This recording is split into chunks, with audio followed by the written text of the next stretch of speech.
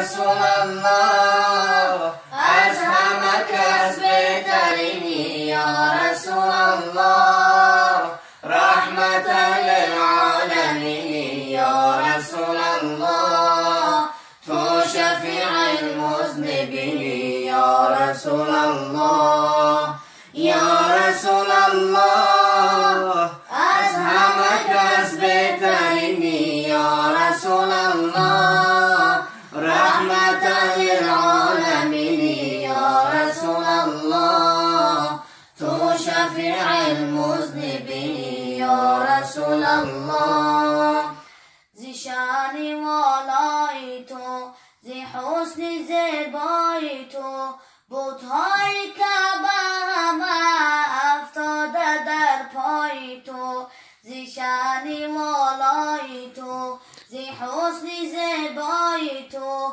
بت‌های کعبه همه افتاده در پای تو یا رسول الله از همه کس بهترینی یا رسول الله رحمت للعالمین یا رسول الله تو شفیع المذنبین یا رسول الله یا رسول الله از همه کس بهترینی یا رسول الله رحمت للعالمین یا رسول الله تو شفیع المذنبین یا رسول الله یا رسول الله از همه کس بهترینی یا رسول الله رحمت للعالمین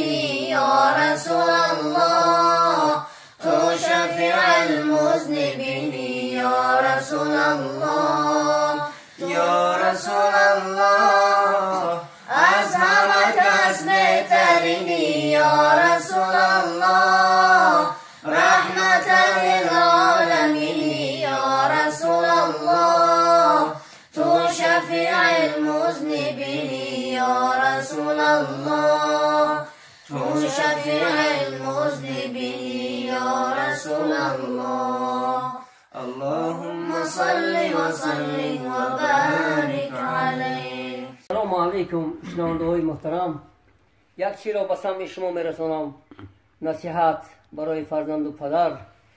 پروردگار هر یک کس انصاف و توفیق بتید گوشینید و حلاوت برید. قدردین 80 ساله میخواند.